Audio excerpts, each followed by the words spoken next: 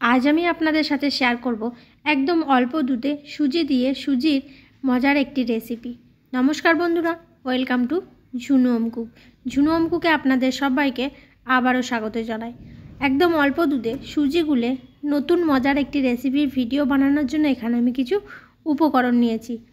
এখানে নিয়েছি এক বাটি মতন সুজির যতটা নিয়েছি ততটা চিনি নিয়েছি, আর নিয়েছি দুধ।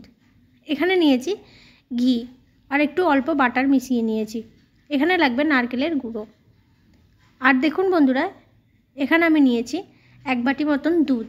এক বাটি দুধে এক বাটি সুজি আমি ব্যবহার করব। দুধটা একদম ঠান্ডা দুধ, কোনো রকম গরম বা উষ্ণ গরমও নিইনি, ঠান্ডা দুধ নিয়েছি। যতটা দুধ নিয়েছি ততটাই সুজি নিয়েছি। এবার ওই দুধের মধ্যে দিয়ে দিচ্ছি সুজি। আপনারা চাইলে পরিমাণটা বাড়িয়ে কমিয়ে নিতে পারেন। নতুন বন্ধু যারা আছেন এখন ওই চ্যানেলটিকে সাবস্ক্রাইব না করে থাকলে অবশ্যই সাবস্ক্রাইব করে পাশে থাকবেন। নতুন নতুন রেসিপির ভিডিও দেখতে চাইলে বা আমার শেয়ার করা রেসিপির ভিডিও দেখতে ভালো লাগলে। এবার আমি দুধের সাথে সুজিটা ভালো করে মিশিয়ে নিলাম। তারপরে 10 মিনিটের জন্য রেখে দিতে হবে। খুবই কম সময়ে হয়ে যাবে বন্ধুরা, খুব একটা বেশি টাইম লাগবে না। আর রেসিপিটা খেতে কিন্তু দারুণ হবে। ভালো করে দুধ সুজি মিশিয়ে নেওয়ার পরে আমি দিয়ে দেব এখানে কোকোনাট পাউডার বা নারকেলের গুঁড়ো। এটা আমি মার্কেট থেকে নিয়ে এসেছি। আপনারা যদি বাড়িতে নারকেল থাকে কুড়িয়ে নিতে পারেন। এবার নারকেল দিয়ে ভালো করে মিশিয়ে নিয়েছি। দুধ সুজি নারকেল ভালো করে মিশিয়ে নিয়ে 10 মিনিটের জন্য রেখে দেব।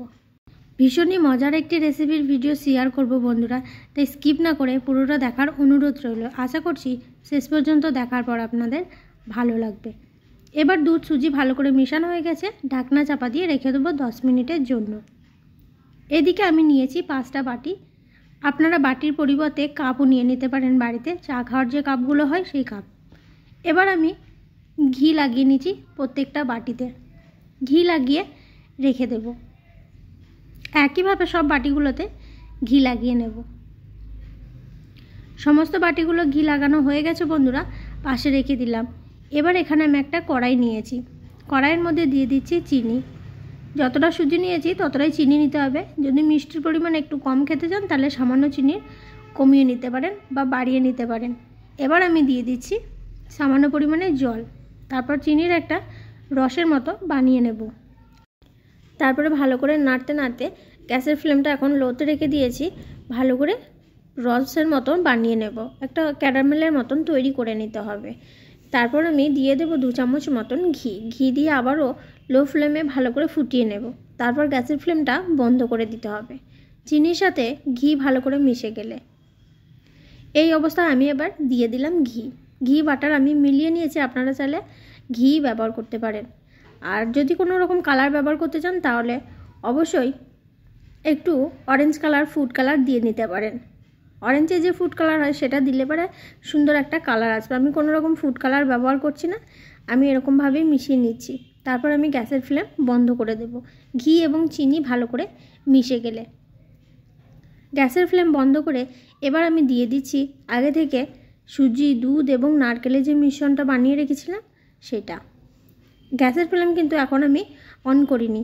ভালো করে মিশিয়ে নিতে হবে, না হলে কিন্তু দলা পেকে যাবে। এইভাবে ভালো করে মিশিয়ে নিতে হবে সমানভাবে চিনির সাথে সুজি। যতক্ষণ না ভালোভাবে মিশে যাচ্ছে ততক্ষণ ভালো করে মিশিয়ে নিয়ে তারপর গ্যাসের ফ্লেমটা অন করব। তারপরে লো ফ্লেমে ভালোভাবে এটাকে তৈরি করে নেব। একটা টাইট ডোয়ের মতন তৈরি করে নিতে হবে। এবার খুব ভালো করে মিশিয়ে নিয়েছি বন্ধুরা, দেখুন পুরোপুরিভাবে মেশানো হয়ে গেছে। আবার এটা কিন্তু পাতলা হয়ে গেছে। তারপর গ্যাসের ফ্লেম অন করে ভালো করে জাল করে নেব। এইভাবে নাড়াচাড়া করে কন্টিনিউ জাল করে নেওয়ার পর তাহলে কিন্তু তৈরি হয়ে যাবে। গ্যাসের ফ্লেম অন করে একদম লো ফ্লেমে ফ্লেমটা রেখে ভালো করে নেড়ে নেব। গ্যাসের ফ্লেমটা লোতে রাখবো, যেহেতু গ্যাসের ফ্লেম হাই বা মিডিয়াম থাকলে পারে তাড়াতাড়ি কিন্তু এটা শক্ত হয়ে যাবে। তাই লো ফ্লেমে রেখে এইভাবে ভালো করে নাড়াচাড়া করে ডোয়ের মতন করে নিতে হবে। যে চিনির যে জল জল ভাবটা আছে সেটা শুকিয়ে যাবে। ভালো করে মিশিয়ে নেব বন্ধুরা। তার মধ্যে আমি একটু করে দিয়ে নিয়েছিলাম এলাচের গুঁড়ো। এলাচের গুঁড়ো দিলে দারুণ সুন্দর একটা সুগন্ধ আসবে। ভিডিওটা স্কিপ হয়ে গেছে তাই দেখাতে পারিনি, অবশ্যই 1 চিমটি মতন এলাচের গুঁড়ো দিয়ে নেবেন। এবার দেখুন বন্ধুরা, এখানে প্রত্যেকটা বাটিতে আমি একটা করে কাজু বাদাম রেখে দিয়েছি ওর উপর। এবার আমি অল্প অল্প করে নিয়ে বাটির মধ্যে দিয়ে দিচ্ছি। তারপরে এই যে চামচ করে ভালো করে সমান করে দেব, যাতে দেখতে সুন্দর হয়। এইভাবে প্রত্যেকটা বাটিতে দিয়ে গোল করে সমান করে নেব। যখন এগুলো ভালো করে ঠান্ডা হয়ে যাবে এবং জমাট বেঁধে যাবে, তারপর বাটি থেকে বের করে নেব। একইভাবে প্রত্যেকটা বাটিতেই করে নেব। সম পরিমাণেই আমি দিয়ে নিয়েছি, প্রত্যেকটা বাটিতে প্রায় 2 চামচের একটু বেশি করে দিয়ে নিয়েছি। প্রত্যেকটা বাটি একইভাবে গোল করে নেব। তারপর ঠান্ডা হয়ে গেলে বের করে নেব এগুলো বাটি থেকে। এই যে বন্ধুরা হয়ে গেছে। তারপর আমি আধ ঘন্টার পরে এগুলো ঠান্ডা হয়ে গেলে বের করে আপনাদেরকে দেখাবো। ফিরে এলাম বন্ধুরা আধ ঘন্টা পর। এবার আমি ঠান্ডা হয়ে গেছে এগুলোকে বার করে আপনাদেরকে দেখাচ্ছি বাটি থেকে, যে দেখতে কতটা সুন্দর হয়েছে এবং খেতেও কিন্তু অনেক বেশি সুন্দর হয়। আশা করছি বন্ধুরা আজকের রেসিপিটা আপনাদের ভালো লেগেছে। এই যে বন্ধুরা, এই বাটির মধ্যে এবার বাটিটা উল্টে নিয়ে একটু ট্যাপ করলেই কিন্তু বাটি থেকে খুব ভালোভাবে বেরিয়ে চলে আসবে। এই যে এরকমভাবে হয়েছে। আপনারা চাইলে বাড়ির যে কোনো কাপেও ঘি মাখিয়ে এরকম শেপ দিয়ে নিতে পারেন। একইভাবে সবগুলো বের করে নেব।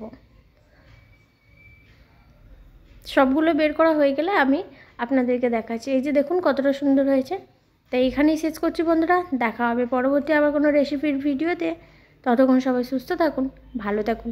অবশ্যই একবার বাড়িতে বানিয়ে খেয়ে দেখবেন, আশা করছি আপনাদের ভালো লাগবে। আর এই যে বাটিগুলো দেখুন একদম কিন্তু ক্লিন হয়ে গেছে। আজকের মতন এখানেই শেষ করছি বন্ধুরা।